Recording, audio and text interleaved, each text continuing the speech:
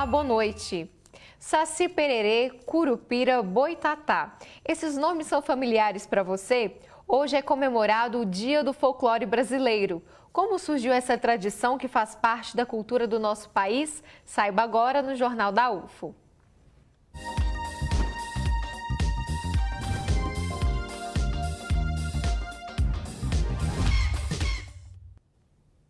Na Escola de Educação Básica da UFO Ezeba, é claro que a data não poderia passar em branco. Durante toda a semana, os alunos dos turnos da manhã e tarde participam de atividades sobre folclore. Olha só.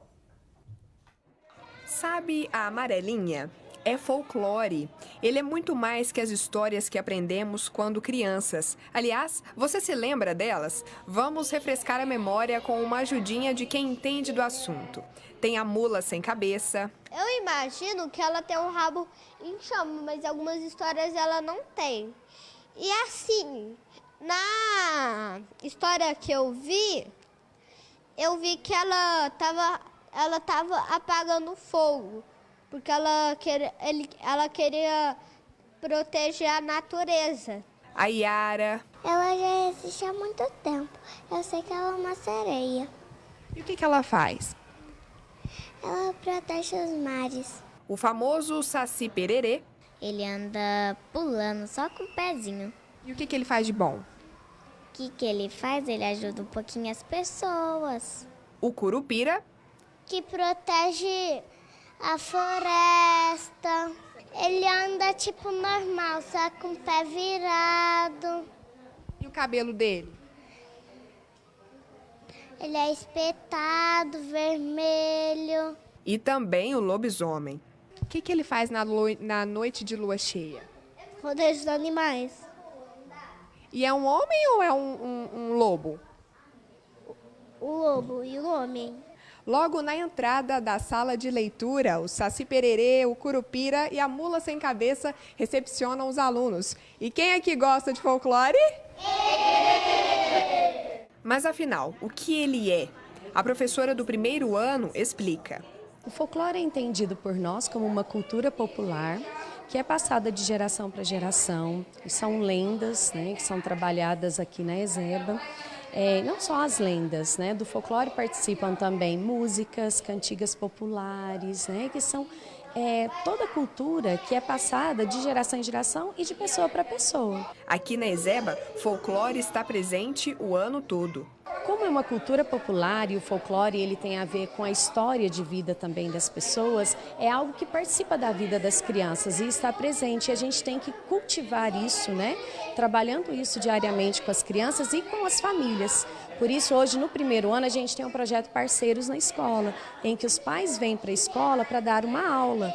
Então, eles trazem brincadeiras, trazem jogos da infância, resgatam muitos elementos que participavam da história de vida deles e que hoje não estão tão presentes na infância mais. Então, a gente tenta resgatar isso diariamente com diferentes projetos que perpassam hoje o contexto da Ezeba. Aos poucos, o boto vai ficando cor-de-rosa na parede da sala de leitura. E o aprendizado também acontece assim, passo a passo. Entre brinadeiras, histórias e conversas, os pequenos vão construindo o entendimento do que é folclore. Para a beira da cachoeira com seus amigos. Para falar sobre folclore, nós convidamos o professor do Instituto de História da UFO, coordenador do Núcleo de Pesquisa em Cultura Popular, Imagem e Som e também coordenador do Programa de Pós-Graduação em História da UFO, Newton D'Angelo. Boa noite, bem-vindo, professor. Boa noite. Obrigada pela presença. E aqui ao meu lado também está a professora do Instituto de História da UFO e líder do Grupo de Estudos Negros, a Ivete Almeida. Professora, bem-vinda. Boa noite, obrigada. Nós vimos há pouco essa atividade tão interessante na Ezeba que mostra as crianças já desde novas se familiarizando com um pouco dessa história que é o folclore. Explica pra gente, professora, por que é importante inserir ainda na educação infantil esse estudo sobre o folclore? Vamos pensar assim. Quando se fala em folclore, duas questões estão em pauta. Acho que assim, duas palavras-chave são as mais importantes. Tradição e costumes. Então, o folclore vai estar lidando com essa questão das tradições e dos costumes de uma comunidade, né, e de um povo. E para as crianças conhecerem o folclore, é parte dessa formação da identidade, de saber de onde ela vem, né, de que cultura ela vem, então quais são e quais eram os costumes dessa sociedade na qual ela está inserida. Então, conhecer o folclore é conhecer um pouco desse nosso lugar, né, de onde viemos, como vivíamos, quem somos, né, parte da nossa identidade. Ótimo. E a partir desse ponto, então, professor Newton, explica pra gente o que é o folclore e por que ele é importante na cultura brasileira. Bom, primeiro, acho que a própria mensagem traduzida pela reportagem da Escola de Educação Básica, onde eu fui também professor, né, há algum tempo, acho que a importância é de que ela reforça essa ideia da tradição oral, que seria essa necessidade de que para você construir e reforçar uma identidade, um sentimento de pertencimento, é fundamental que haja essa prática de se contar histórias, né, de geração a geração, para que as pessoas possam criar laços de pertencimento, laços de identidade coletiva, de memória coletiva, mas sustentados por uma tradição oral, ou seja, essa ideia de reforçar a narrativa, né, a ideia de contar histórias, de ouvir, de falar, de narrar. Então, isso tem relação muito forte com a própria ideia de cultura popular. E, inclusive, o próprio termo folclore, que foi criado originalmente na língua inglesa como folclore em 1846, ele foi sendo traduzido como sendo um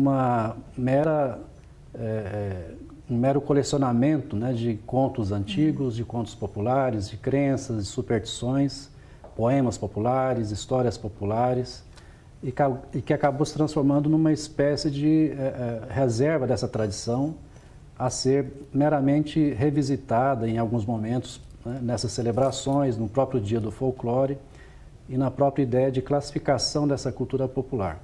Por isso, eu acho que é importante que as escolas se debrucem sobre esses estudos e valorizem essa tradição oral, mas, ao mesmo tempo, tenham um cuidado de que a gente não caia nesse tipo de memória que situa o folclore como algo a ser tratado como exótico, como algo que não pertence à sociedade contemporânea, como algo que está lá digamos, no passado remoto, no primitivismo da cultura popular, na pureza de uma suposta cultura popular e que não teria muita relação com a vida prática das pessoas. Então, acho que a gente tem que reforçar também essa valorização crítica da cultura popular e não folclorizar a cultura popular de maneira homogênea e tratando ela como algo a ser meramente celebrado ou comemorado. Porque são costumes vivos, né? São costumes que ainda fazem parte. E o importante não é só que as crianças, né, tenham contato com isso, mas que todos nós tenhamos contato, justamente porque eles estão vivos e fazem parte da cultura popular. Geralmente se vê essa questão de outras gerações que tinham mais contato com as lendas, as histórias folclóricas, diferente dos dias de hoje. Então, a gente tem que evitar, seria isso, trazer essa cultura como algo presente e não algo simplesmente do passado. Até porque, quando você diz tem menos contato, é porque hoje os espaços, né, de contato com os produtos culturais privilegiam, né, a cultura de massa e, enfim, outros produtos, né, mais rentáveis, né? Como diz o professor Newton, né, também costuma dizer, a indústria cultural, né, professor, tem influência nesse caso. Exatamente. Então, cabe, né, a escola e cabem a outros espaços, né, da sociedade que mantenham, então, vivas, né, essas tradições e possam veicular e até mesmo mostrar para a criança e, né, para as famílias, como coloca a professora Deiseba, né, ela colocou duas questões muito legais. Uma, a de que a escola trabalha o ano inteiro, né? Ela fala o ano inteiro tem folclore na escola, e o que atende ao que o professor Newton está colocando. Então, o ano inteiro tem folclore na escola, porque o folclore faz parte, né, da nossa cultura e dos nossos costumes. E a outra coisa que ela colocou de importante, né, é que esse folclore vai fazer parte da vida das crianças e também das famílias. Não só as famílias tomarem contato, mas os pais, né, e familiares poderem passar isso, né, para essas crianças, para os seus filhos e colegas, para que eles vejam e percebam o quanto, né, esses costumes, essas cantigas, essas brincadeiras, essas referências culturais todas estão vivas, né? Então, seus pais viveram isso, seus avós, seus tios, seus vizinhos, né? Então, a partir desses relatos, eles percebem que são costumes e tradições que estão vivas. E aí eles vão tentar, né,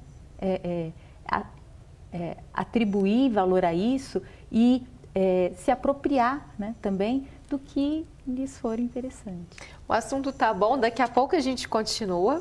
Quer saber mais sobre o folclore brasileiro? Vamos para um rápido intervalo e voltamos daqui a pouco.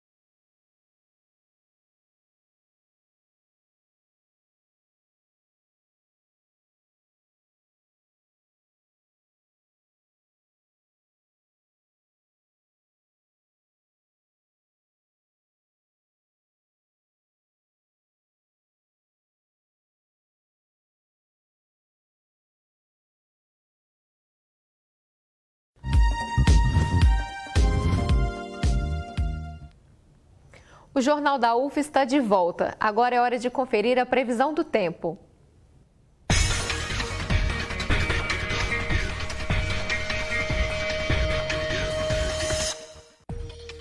Tempo firme em Uberlândia nesta quinta-feira. A mínima fica 18 graus e a máxima 29.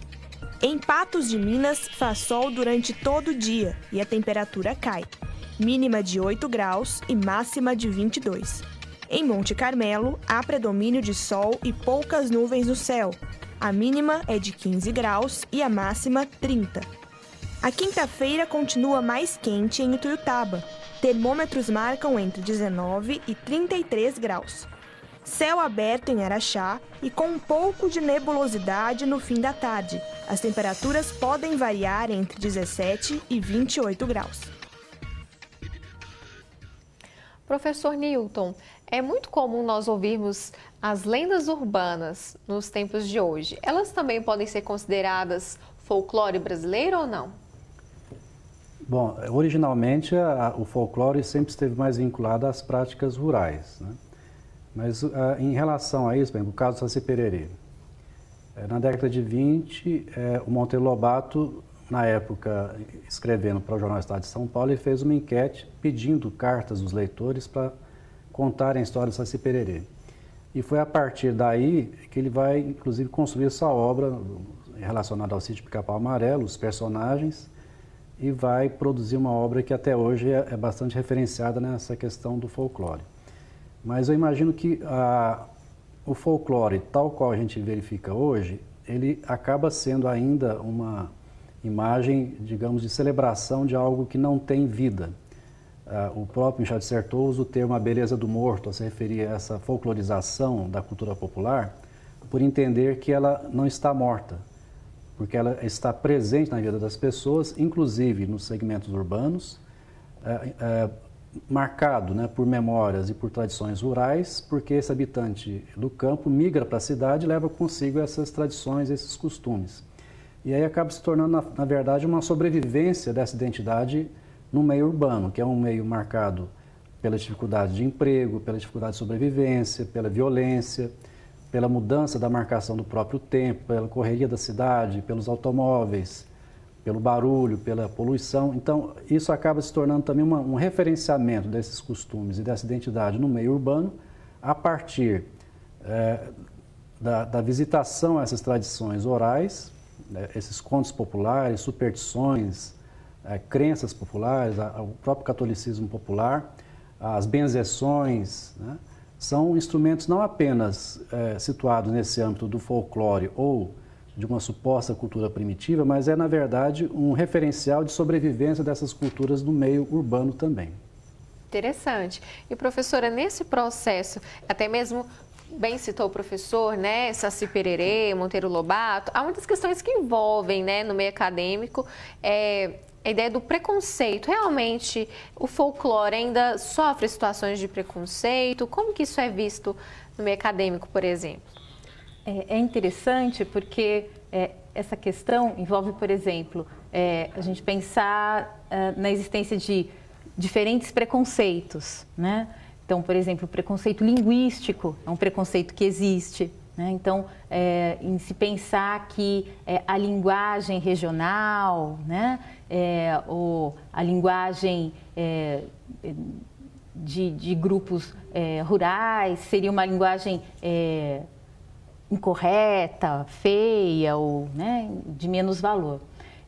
E no caso da cultura, esse tipo de pensamento também existe, né? Então, imaginar que essa cultura popular, por ela não ser acadêmica, ilustrada, ela teria menos valor do que uma cultura que é estruturada a partir de princípios acadêmicos, estruturais, né, formais.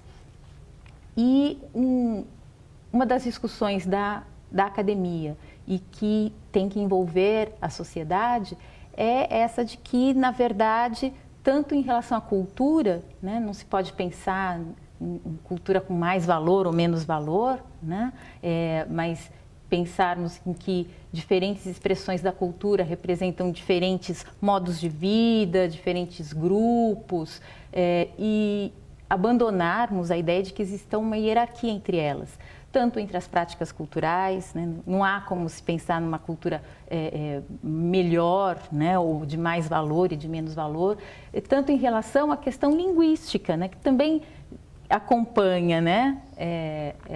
Essa questão do folclore e da cultura popular. Também não há. Uma coisa é a norma culta, que tem que ser utilizada, né, nos documentos oficiais, artigos, livros, e outra coisa é a questão da língua viva, né? E a língua viva, tanto na área urbana, quanto na área rural, tanto nas áreas centrais, quanto nas áreas periféricas, a língua é viva e ela tem que ter essa liberdade, né, de expressar as relações, os sentidos, as vontades, as transformações, né, que os grupos vivenciam e têm esse direito de expressar tanto na linguagem quanto na cultura.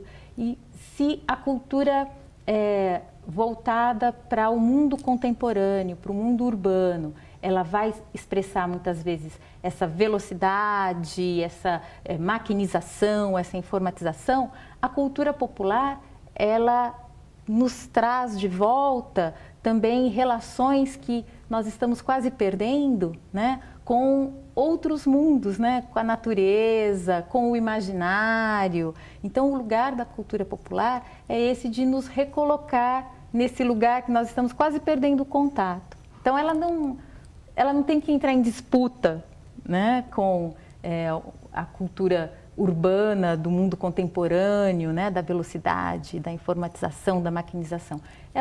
Cada uma tem o seu lugar, né? Uma nos conecta com o agora, com o que nós queremos expressar sobre esse mundo do agora, e a outra nos conecta com quem nós, como sociedade, fomos, a trajetória que fizemos, né? Cada uma tem seu lugar. Muito bom. E quando a gente pensa em folclore, geralmente nós lembramos a princípio das lendas, mas também festivais, por exemplo, festas, brincadeiras, cantigas, também são formas de folclore, professor Newton? Bom, aí, no entendimento da percepção do termo folclore, embora a gente comemore hoje o Dia Nacional do Folclore, o Dia do Folclore Nacional, a implantação dele se deu em 65, né, no século XX, mas já havia naquele tempo, nos anos 50 principalmente, uma discussão sobre o que fazer com os resquícios, né, a permanência e a preservação desses saberes populares, né? O que eu tendo a dizer que se chama a folclorização, né, da própria cultura popular.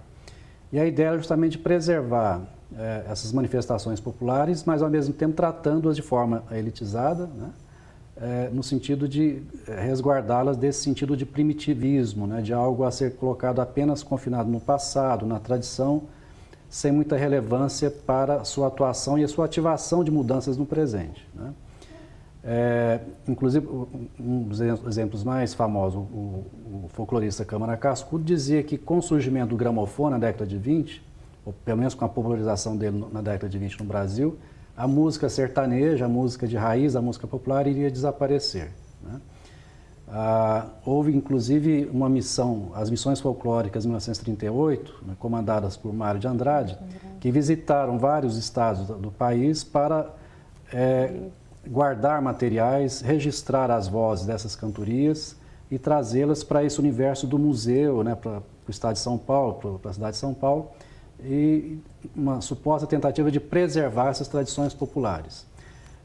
O material coletado foi muito importante até para você verificar essa diversidade regional do país, a cultura popular, nos vários estados do país, mas ao mesmo tempo, o que é interessante observar nesse processo é que enquanto eles iam fazer a coleta dessas gravações junto aos roceiros, aos sertanejos, ao candomblé, ao congado e à música caipira, a música sertaneja, ou as brincadeiras de roda, né?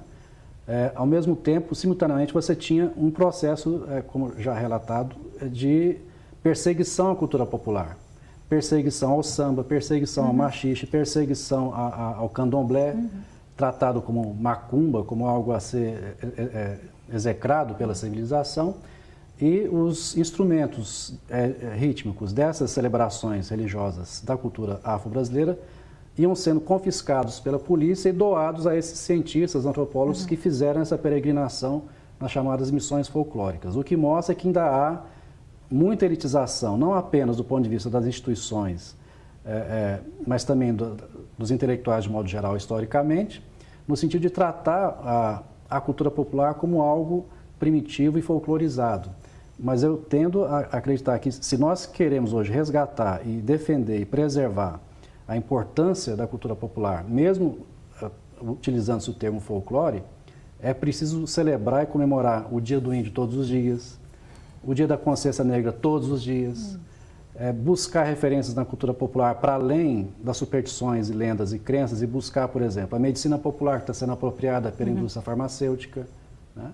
Os saberes populares, as práticas populares da medicina, o uso de raízes e chás naturais, que também está sendo incorporado e apropriado pela medicina alopática, o que mostra que ela tem muito vigor ainda hoje, mas que está sendo de alguma forma apropriado, de um lado pela própria indústria e de outro sendo tratado de uma forma preconceituosa e elitizada, tanto pelo mundo intelectual, acadêmico, mas também pela sociedade como um todo, que ainda continua tratando o popular como sendo algo de menor importância. Porque é um contrassenso, né?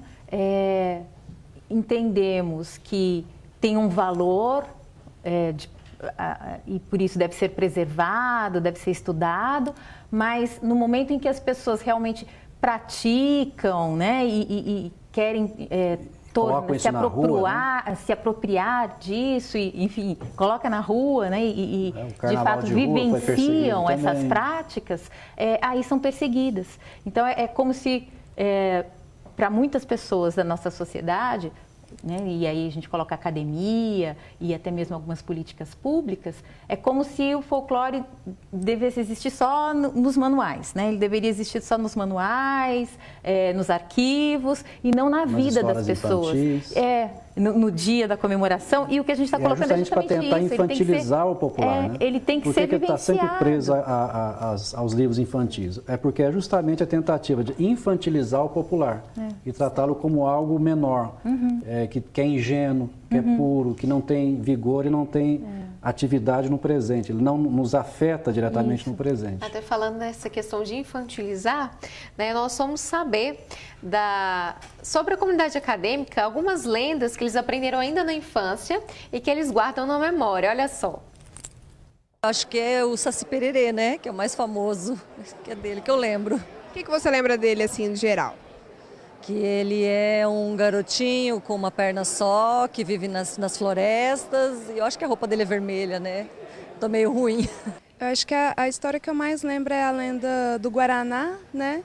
Que o folclore sempre vai passando histórias de boca a boca e vai tendo algumas alterações, mas o que eu lembro é que havia uma tribo na Amazônia que existia um grupo de índios guerreiros e tinha o índio, filho do pajé, que ele era o guerreiro principal da tribo, que todos adoravam ele por ser muito gentil, bonito, ótimo caçador e excelente guerreiro. E dentro da mesma tribo tinha um outro guerreiro que sentia muita inveja dele.